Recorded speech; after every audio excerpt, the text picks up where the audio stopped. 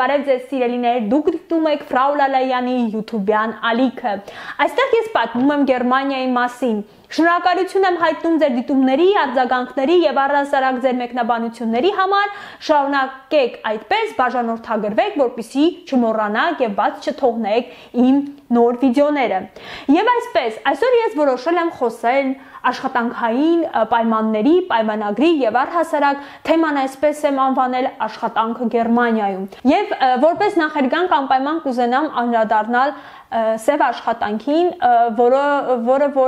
գայթակղիչ է երբեմն թվում մեր հայրենակիցների եւ այն մարդկանց համար, ովքեր գալիս են Գերմանիա աշխատելու։ Բնականաբար մեր հայրենակիցները եւ այն մարդիկ, ովքեր քիչ թե շատ այստեղ կայացել են, ունեն որոշակի բիզնես, ամեն կերպ գայթակղում են կատարել սև աշխատանք, բայց ասեմ, որ արդյունքում ձեզ լավագույն դեպքում գցելու են,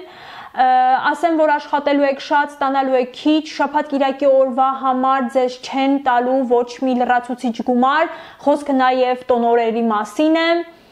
Եթե դուք հիվանդ եք, ձեր հիվանդ օրերի համար աշխատավարձի հետ կապված այդ գումարը երբեք չի տրվելու, արձակուրդի հետ կապված գումար չեք ստանա, ել չեմ ասում, եթե արձակուրդ վերցնեք։ Եթե այդ իմ ասած բոլոր արգումենտները ձեզ համար կշիռ այդքան չունեն, այնուամենայնիվ հիշեք, որ վաղ թե ուշ դուք բռնվելու եք եւ բռնվելու է նաեւ ձեր գործատուն, հետևելու են շատ մեծ շտրաֆներ եւ կարող է նաեւ մինչեւ դեպորտացիա ձեզ սպառնալ, ընդհուպ կարող եք նաև հայտնվել դրա համար բանտում։ Հետևաբար խորհուրդ եմ տալիս աշխատել այնպիսի տեղ, որտեղ որ ձեր աշխատավարձը կհարկվի, որը ունենաք մաքուր եկամուտներ եւ բնականաբար ինտեգրվեք նման կերպով քաղաքակիրթ հասարակությանը։ Ընդ որում ստեղ կարևորն է, որ մարդիկ, ովքեր ձեզ վերցնում են այդպես սև աշխատանքի, իրանք շատ լավ հասկանում են, որ դուք ոչ մի օրենք չգիտեք, որ չգիտեք ինչպես է դա կատարվում եւ երբեմն իրենց ասածը կարող է ձեզ գայթակղիչ թվալ, բայց գործի մեջ դուք կտեսնեք, որ պարզապես խաբված է։ Հետևաբար խորհուրդ եմ տալիս միայն գործ ունենալ օրինապաշտ քաղաքացիների հետ, դրանից բնականաբար դուք միայն կշահեք։ Եվ այսպես, իսկ հիմա արդեն անցնում եմ աշխատանքի վերաբերյալ բոլոր մանրամասներին։ Եվ այսպես գնացինք։ Ինչպես գտնել աշխատանք։ Աշխատանքի վերաբերյալ հայտարարությունները դուք կարող եք գտնել համացանցում, որտեղ հստակ նշվում են, թե ինչ մասնագիտական որակումներ են ձեզնից պահանջում, երբեմն նշվում է նաև աշխատավարձի չափը։ Ի տարբերություն հայկական իրականության, բացի ձեր կենսագրականից, դուք պետք է ուղարկեք նաև այսպես կոչված մոտիվացիոն նամակ, ընդ որում կա հստակ ձևաչափ, որին որ լավ կլինի, որ հետևեք։ Եթե դուք ուղարկեք միայն ձեր ինքնակենսագրականը առանց որևէ մոտիվացիոն նամակի, ապա ամենայն հավանականությամբ ձեր աշխատատուն այն առհասարակ չի քննի։ Գոյություն ունեն ամբողջական դրույքով, կես դրույքով եւ այսպես կոչված գիծ աշխատանք, որը որ թույլ է տալիս ձեզ աշխատել մինչեւ 450 եվրո գումար եւ չհարկվել։ Դա շատ հրաշալի հնարավորություն է ուսանողների համար, ովքեր ամսական կցանկանան 25-ից 45 ժամ աշխատել, կախված ժամավճարից եւ չհարկվել։ Բարձրացություն 2020 թվականի տվյալներով ժամավճարի համար տրվող նվազագույն շեմը 9 եվրո 38 ցենտ է, ընդ որում այն դեռ պետք է հարկվի, կախված թե հարկային որ կարգում եք դուք գտնվում։ Բնականաբար, թե ինչ վերջնական աշխատավարձ դուք կստանաք, կախված է թե ոչ միայն ձեր հարկատեսակից, այլ նաև թե ամսական քանի ժամ եք դուք աշխատում։ Սովորաբար միջին աշխատաժամ է համարվում շաբաթական 38-ից 42 ժամը։ Հատկանշական է, որ հանգստյան օրերի համար ձեր ժամավճարը կրկնապատկվում է, իսկ տոն օրերին աշխատածը եռապատկվում։ Հետևաբար էլ շատ դեպքում շատ արդյունավետ է ֆինանսական տեսանկյունից աշխատել շաբաթ-կիրակիներին, կամ էլ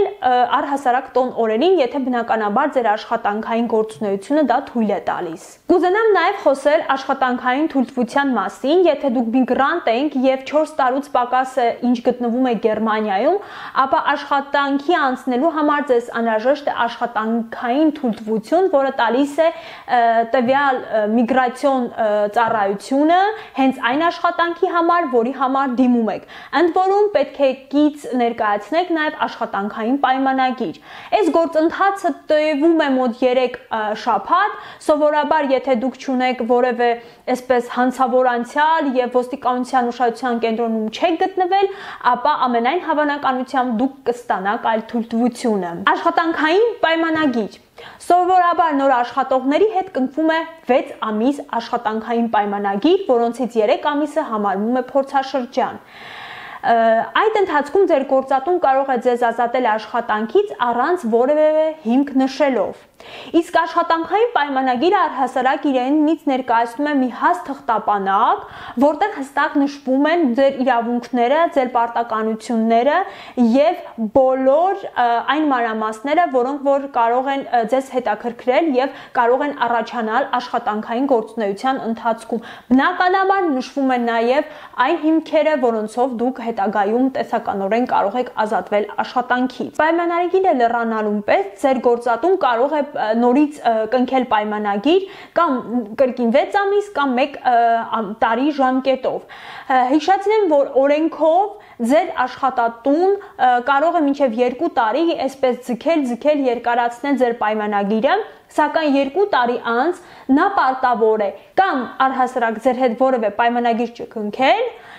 կամ էլ կնքելու դեպքում այդ պայմանագիրը պետք է լինի անժամկետ։ Անժամկետ պայմանագիրը բնականաբար արդեն հասկանալի է, որոշվում է աշխատողին շատ իրավունքներով եւ արտոնություններով։ Սիրելիներ, եւ այսպես ես ձեր ներկայացրեցի առաջին հատվածը, որտեղ որ խոսեցի պայմանագրի տեսակների, առհասարակ բարձրացության, մի քիչ այն օֆիցիալ էր, երկրորդ մասը լինելու է շատ ավելի հետաքրքիր, ես խոսելու եմ աշխատանքային կոլեգաների հետ հարաբերությունների, աշխատատուի հետ հարաբերությունների մասին, բնականաբար կկիսվեմ իմ փորձով,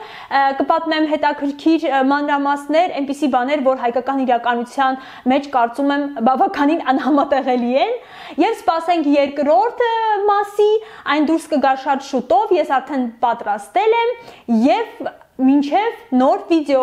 Մաղթում եմ ձեզ լավ օր, շնորհակալություն դիտումների համար, դնում ենք այսպես հավանման նշան, բաժանորդագրվում ենք, հետևում ենք իմ Instagram-յան էջին եւ պարզապես լինում ենք միշտ պոզիտիվի վրա։ Ձեզ հետ Ֆրաու Լալայանն էր, մինչ նոր հանդիպում։